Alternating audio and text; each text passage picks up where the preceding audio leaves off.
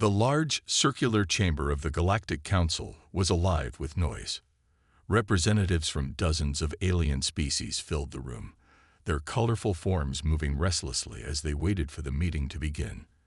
At the center of it all stood Adam Carter, a tall man with short brown hair and a determined expression. He wore a simple gray suit that made him look out of place among the elaborate robes and glowing skin of the other delegates. Beside him, Rachel Dawson adjusted her glasses nervously, glancing around at the sea of unfamiliar faces. Adam cleared his throat and stepped forward, his voice steady despite the weight of what he was about to say. "We have listened to your demands," he began, speaking clearly so every word carried through the vast hall. "And we have decided. Earth will no longer negotiate under these conditions." His statement hit the room like a thunderclap. For a moment, there was silence, a stunned pause, as everyone processed what they had just heard. Then the chamber erupted into chaos. The Zorlacs were the first to react. Their leader, a tall reptilian creature with sharp teeth and piercing yellow eyes, slammed his fist on the table. "This is an insult," he hissed, his forked tongue flicking angrily. "You think you can dictate terms. You are nothing but newcomers." Other voices quickly joined in. The lumens, whose shimmering blue bodies glowed faintly even in the bright lights of the chamber, spoke in soft, flowing tones that somehow carried anger. One of them floated closer to Adam, her translucent fins rippling. "Do you understand what this means?" she asked, her voice cold. "You risk destroying the balance we've worked centuries to maintain." Rachel leaned toward Adam, whispering urgently. "They're not taking it well," she muttered, though her words were unnecessary. It was obvious by the rising volume of protests filling the room. Adam nodded slightly but kept his gaze fixed ahead, refusing to show any sign of doubt. He knew how important this moment was, not just for him, but for all of humanity. Back on Earth, billions watched the scene unfold live on screens.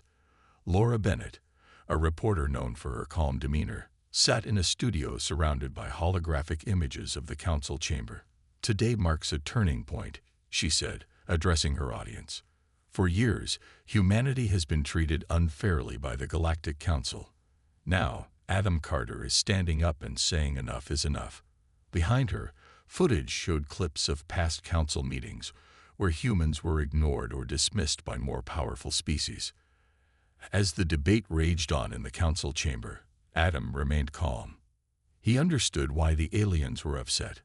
After all, rejecting negotiations wasn't something anyone expected. But he also knew why it had to be done. For too long, Earth's resources had been drained while its people received little in return. Humanity deserved better, and Adam was determined to make sure they got it. Finally, the head of the council, an elderly Kirin named Elder Vin, raised his hand for quiet. Slowly, the noise died down.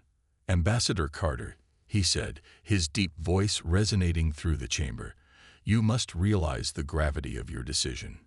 This path could lead to consequences none of us desire." Adam nodded respectfully. "I do," he replied. "But staying silent would mean accepting injustice. We choose to stand our ground." With those words, he turned and walked away, leaving the council members staring after him in disbelief. Whatever happened next, one thing was certain: humanity had spoken, and the galaxy would never be the same again. Back on Earth, the reaction to Adam Carter's bold declaration was swift and intense. News networks covered the story nonstop, showing footage of the council chamber alongside interviews with experts and ordinary citizens. Laura Bennett, a well-known journalist, stood in front of a large screen displaying images of alien delegates arguing. Her calm voice cut through the noise as she explained what had happened. "Today, humanity took a stand," she said, looking directly into the camera. "For decades, we've been treated unfairly by the Galactic Council. Now, Ambassador Adam Carter has made it clear, we will no longer accept these terms." Behind her, clips played of past council meetings where human representatives were often ignored or talked over by more powerful species. One video showed a Zorlak delegate laughing dismissively when a human tried to speak. Another showed the Kryn ambassador, Lord Vrax, cutting off a proposal from Earth without even listening to it. These moments struck a chord with viewers, reminding them of the frustrations that had built up over the years. Laura turned to Dr. Daniel Harper, a historian who specialized in interspecies relations. He sat across from her, his gray hair neatly combed, and his expression serious. "This isn't just about today," he said, leaning forward slightly. "It's about history. When humanity first joined the Galactic Council centuries ago, we were promised equality. Instead, we became a resource, a planet to be exploited." He went on to explain how Earth's minerals, technology, and even its people had been used by other species without fair compensation. "The Council's treaties were never designed to benefit us," he concluded. "They were designed to keep us weak." As the interview continued, protests erupted in cities across the globe. In New York, thousands gathered outside the United Nations building, holding signs that read, "No more exploitation," and "Stand with Adam." Similar demonstrations popped up in London, Tokyo, and Sydney. People of all ages marched together, united by a shared sense of anger and hope. Among them was Emily Torres, a college student who carried a megaphone and led chants. "We're done being pushed around," she shouted, her voice echoing through the streets. "It's time for Earth to take control of its future." Not everyone agreed, though. In Washington, D.C., Senator William Hayes held a press conference to criticize Adam's actions. A middle-aged man with thinning hair and a tired expression, Hayes looked out at the reporters gathered before him. "While I understand the sentiment behind Ambassador Carter's decision," he began, choosing his words carefully, "I believe it is reckless. Walking away from negotiations risks isolating us from the rest of the galaxy. We need allies, not enemies." His words sparked heated debates online and offline. Some supported Hayes, fearing that Adam's stance could lead to war or economic collapse. Others accused Hayes of cowardice, claiming he cared more about maintaining the status quo than fighting for justice. Social media platforms lit up with hashtags like #SupportAdam and #EarthFirst, while talk shows invited guests to argue both sides of the issue. Amid the chaos, Adam and Rachel worked tirelessly aboard the Stellar Horizon *, their diplomatic cruiser orbiting Earth. They reviewed messages from world leaders, analyzed public opinion polls, and strategized their next steps. Rachel brought Adam a cup of coffee as they sat in the ship's small conference room. "People are divided," she said, setting the mug down. "Some see you as a hero. Others think you've gone too far." Adam nodded, taking a sip of the hot drink. "I expected that," he replied. "Change always scares people. But this isn't just about me. It's about giving humanity a real voice. If we back down now, we'll never get another chance." Rachel hesitated, then spoke softly. "Do you think we can win this?" Adam set the cup down and looked at her. "Winning doesn't mean getting everything we want right away. It means standing firm when it matters most. And right now, it matters." As the days passed, the tension between Earth and the Galactic Council grew thicker. The aliens debated among themselves, unsure how to respond to humanity's defiance. Meanwhile, back on Earth, the movement supporting Adam gained momentum. Whether it would be enough to tip the scales remained to be seen. But one thing was certain. The galaxy was watching, and nothing would ever be the same again. On board the Stellar Horizon *, Adam Carter and Rachel Dawson sat in the dimly lit conference room, reviewing reports from Earth and updates from the Galactic Council. The weight of their decision hung heavily in the air. Outside the ship's windows, the blue-green curve of Earth spun silently, a reminder of what they were fighting for. Adam leaned back in his chair, rubbing his temples. "We can't do this alone," he said finally, breaking the silence. Rachel nodded, her brow furrowed as she flipped through the data on her tablet. "You're right. If we push too hard without support, we risk alienating everyone, even the species that might secretly agree with us. She paused, then added, "But not all of them are against us.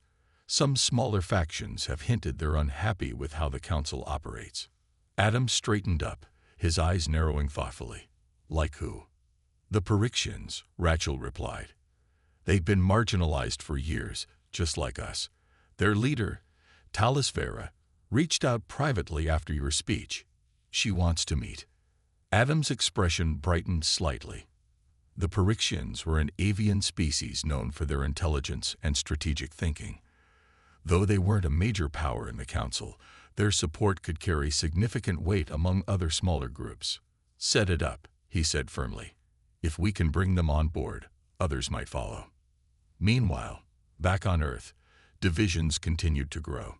Senator William Hayes had become a vocal critic of Adams' approach, using every opportunity to voice his concerns.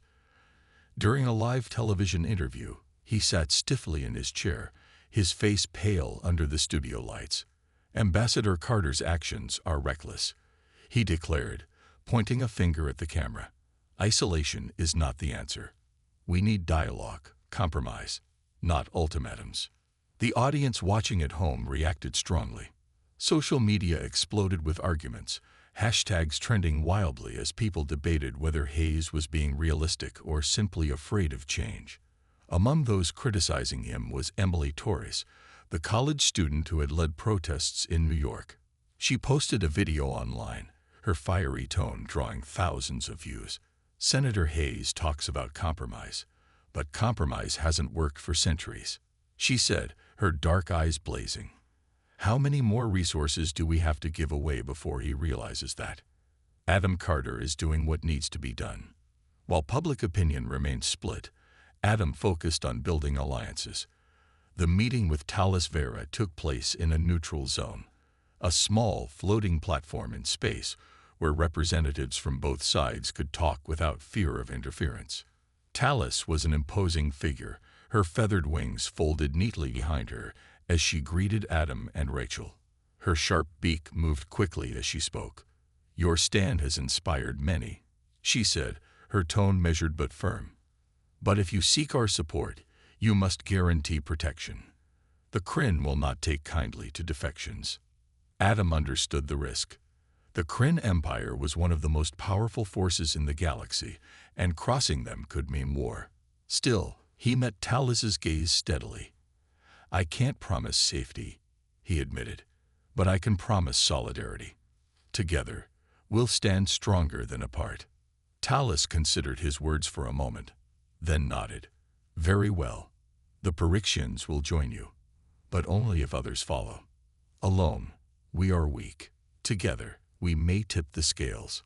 Back on Earth, tensions escalated further when rumors spread that certain human officials had secretly collaborated with the Kryn.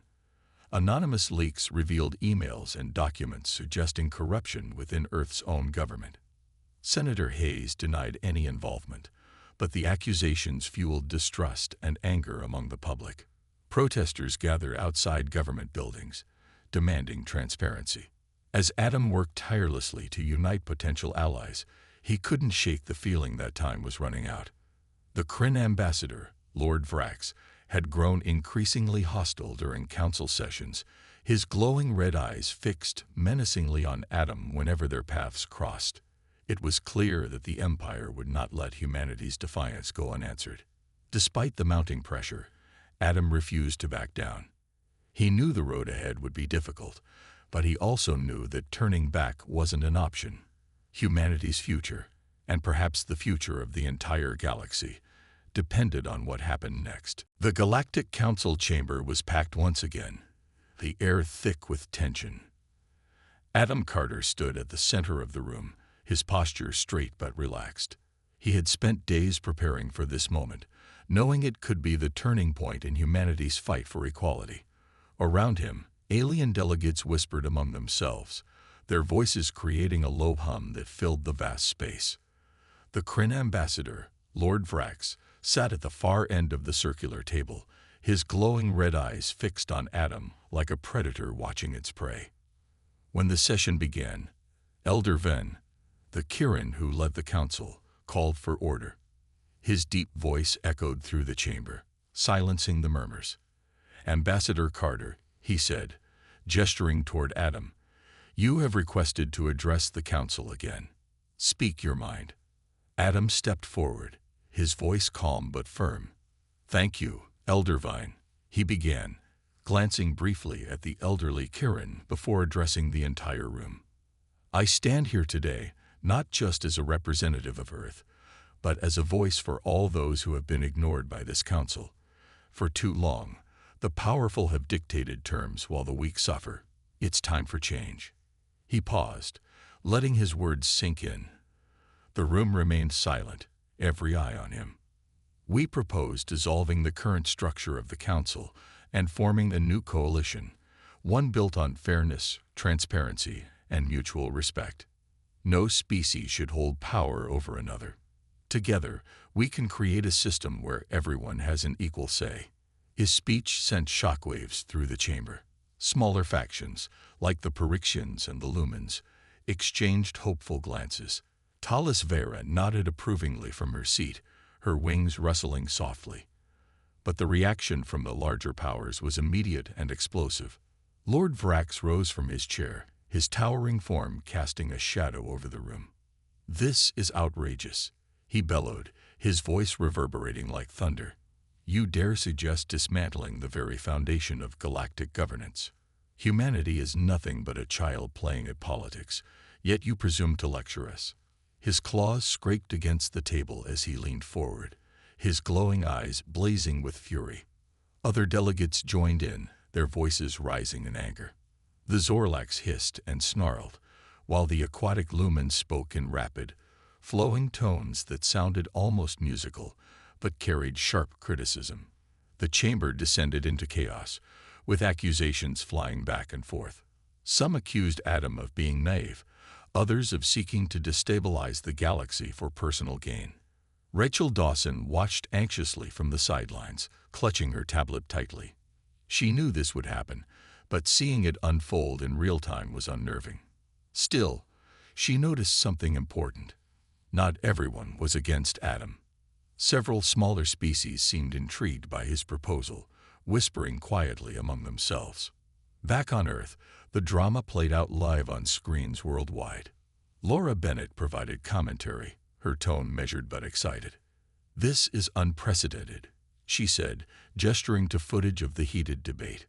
"For the first time, humanity is challenging the status quo, and some species are starting to listen." Behind her, clips showed reactions from protesters, politicians, and ordinary citizens, all debating whether Adam's bold move was genius or reckless. Senator William Hayes appeared on a news show later that day, shaking his head disapprovingly. "Carter's proposal is unrealistic," he insisted, his face pale under the studio lights. "Dismantling the council, that's a recipe for disaster. We need stability, not radical change." But Emily Torres, the fiery college student, countered him online. In a live stream watched by millions, she argued passionately. "Stability for who?" she demanded, pointing at the camera. "For the Kryn? For the Zorlax? They've had stability for centuries, while we've been trampled. Adam Carter is giving us a chance to rewrite the rules. Are we really going to waste it?" As the debate raged both on Earth and in the council chamber, Adam remained focused. He knew the road ahead would be difficult, but he also saw cracks forming in the old system.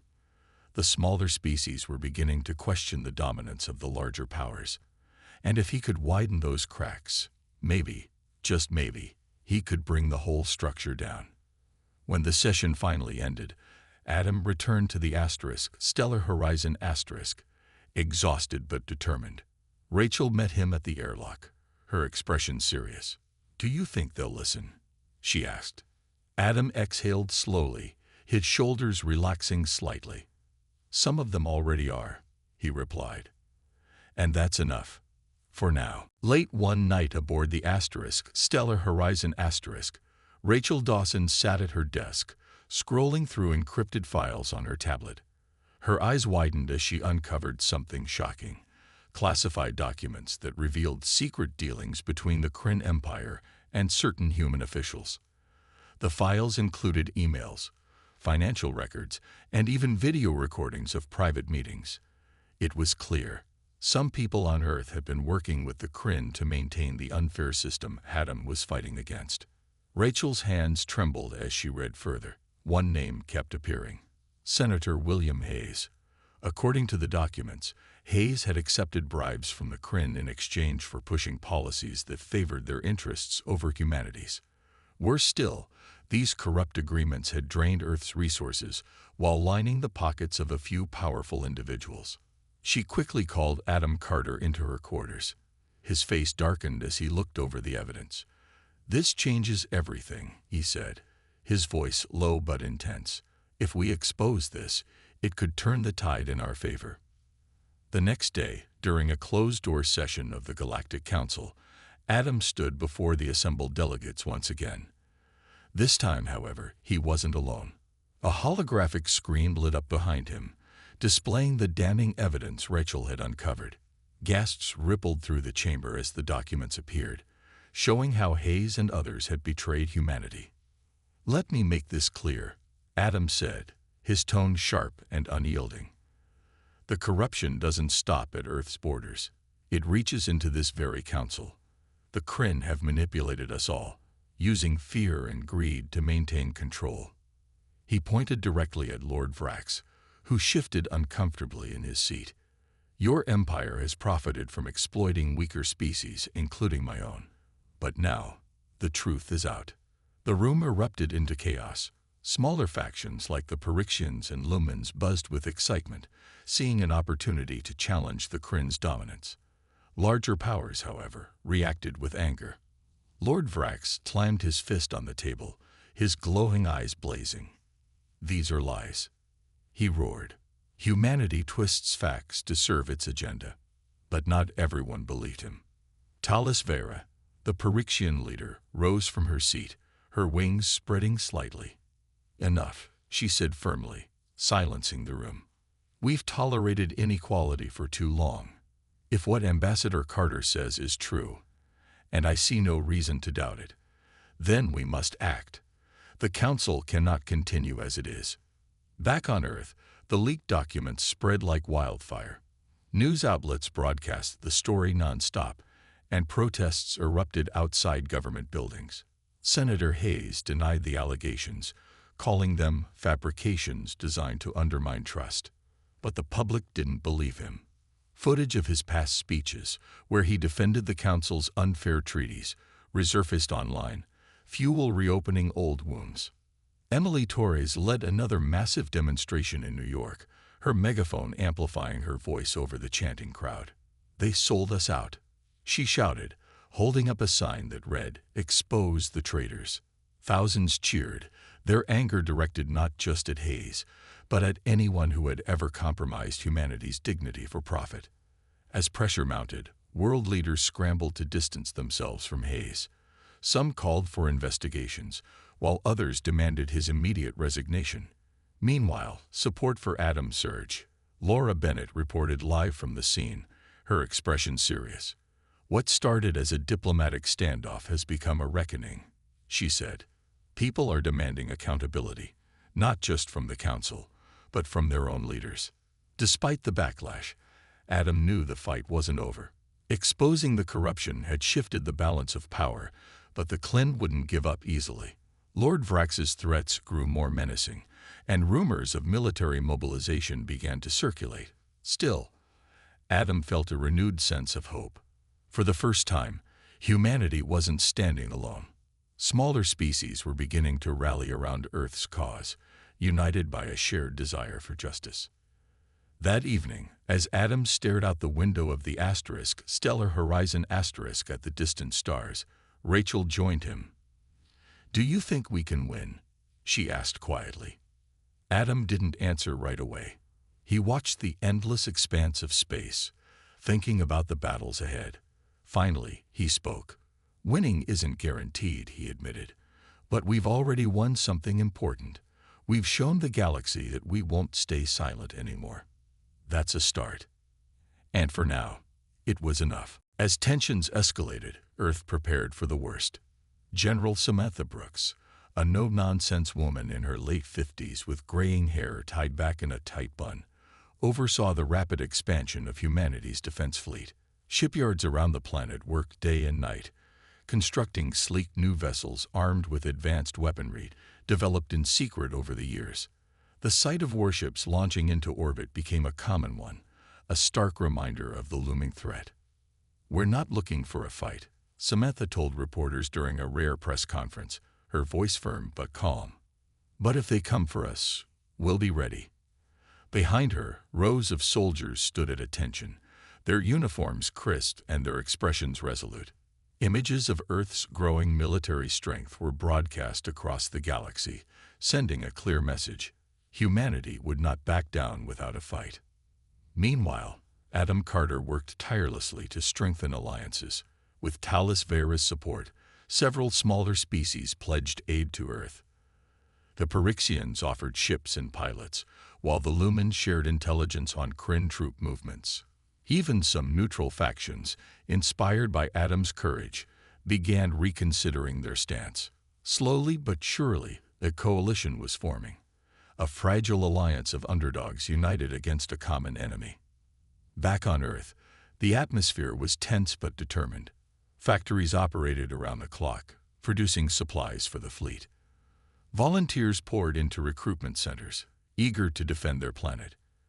Emily Torres, now a prominent figure in the movement, traveled across the globe, rallying people with speeches that ignited hope and resolve. "This isn't just about Earth," she declared at a rally in London, her voice echoing through the packed square. "It's about proving that even the smallest voices can stand up to tyranny." Senator William Hayes, however, continued to oppose Adams' efforts. Stripped of his influence after the corruption scandal, he gave interviews from his home, warning of the dangers of provoking the Kryn. "War will destroy us all," he said, his face pale and drawn. "We need peace, not pride." But few listened anymore. His words carried little weight in a world that had already chosen its path. In the Galactic Council chamber, Lord Vrax grew increasingly agitated. The Kryn ambassador paced the floor, his glowing red eyes darting between delegates. Smaller species openly defied him now, emboldened by Earth's defiance. Some even walked out of council sessions in protest when he tried to assert dominance. For the first time in centuries, the Kryn Empire faced real resistance. Adam addressed the council again, this time flanked by representatives from allied species. "The old system is crumbling," he said, his voice steady and confident. "You can cling to it, or you can join us in building something better. The choice is yours." His words resonated deeply, especially among those who had long suffered under the Kryn's rule. Despite the progress, the threat of war loomed large. Intelligence reports indicated that the Kryn were amassing forces near Earth's borders. General Samantha Brooks ordered the fleet to remain on high alert, ready to respond at a moment's notice. "If they attack, we'll hit them hard," she told her officers during a strategy meeting. "They won't know what hit them." Rachel Dawson stayed by Adam's side throughout it all, helping him coordinate with allies and draft plans for the future.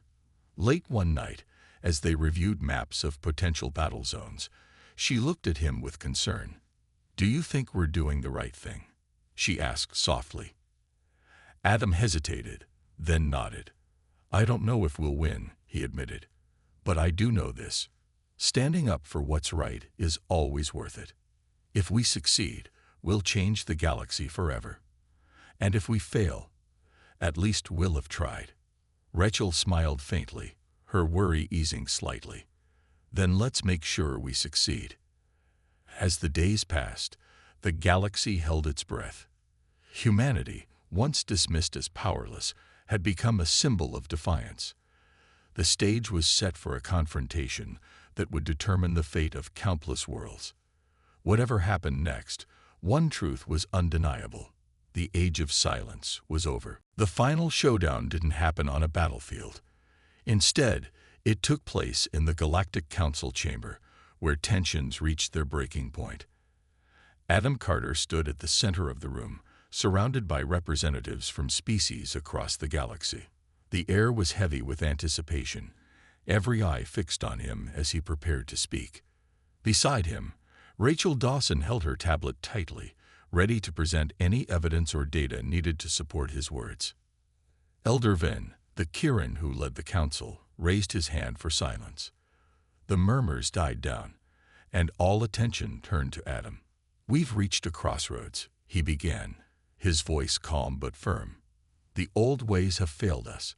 They've created divisions, fueled inequality, and left too many voices unheard. It's time to build something new." His proposal was simple: dissolve the current council structure and form a new coalition based on fairness and cooperation. Every species, no matter how small or weak, would have an equal say. It was a radical idea, one that challenged centuries of tradition. But this time, it wasn't just Adam speaking. Talis Vera, the Parixian leader, stepped forward, her wings spreading slightly. "We stand with Earth," she declared, her sharp beak glinting under the lights. "Enough is enough. We will not tolerate oppression any longer." One by one, other smaller factions joined in. The lumens, their shimmering bodies glowing softly, floated closer to show their support. Even some neutral species, inspired by the growing movement, voiced their agreement. For the first time, the larger powers like the Kryn found themselves outnumbered and outmaneuvered. Lord Vrax, the Kryn ambassador, looked furious. His glowing red eyes darted around the room, searching for allies. But he found few. Finally, he slammed his fist on the table. "You're making a grave mistake," he growled. "This will weaken us all." But his words carried little weight now. The tide had turned, and even some within the Kryn Empire began questioning their leadership. Back on Earth, people watched the historic vote unfold live. When the results were announced, favoring the creation of a new, fairer coalition, the world erupted in celebration. Fireworks lit up the night sky, and crowds gathered in streets worldwide, chanting Adam's name. Senator William Hayes, once a vocal critic, issued a quiet apology. "I underestimated Ambassador Carter," he admitted during a brief statement. "Perhaps there's still hope for change." Though his words came late, they signaled a shift in perspective among even the most skeptical. Adam returned to Earth a hero, greeted by cheering crowds and banners that read, "A New Dawn for Humanity." General Samantha Brooks saluted him as he stepped off the shuttle. "You did it," she said, her tone filled with respect. "You gave us a future worth fighting for." Rachel, standing nearby, smiled warmly. "What happens now?" she asked. Adam glanced at the stars above. "Now we rebuild. Together." He knew challenges lay ahead. Reforming the council wouldn't erase centuries of inequality overnight. But for the first time, humanity had a seat at the table, a real voice in shaping the galaxy's destiny. As weeks passed, Earth flourished under its newfound status. Trade routes reopened, this time on fair terms. Technology and resources were shared equally among allies. Smaller species, once marginalized, found strength in unity. The galaxy began to heal, slowly but surely. Adam often reflected on the journey, remembering the moments of doubt and fear. But he also remembered the courage of those who stood with him. Talis, Emily, Samantha, and countless others. Together, they had proven that even the smallest voices could spark monumental change. In the end, the story wasn't just about victory. It was about hope. A reminder that when people unite for a common cause, anything is possible. And as humanity looked to the stars, it did so not as victims or outsiders, but as equals, ready to shape a brighter future for all.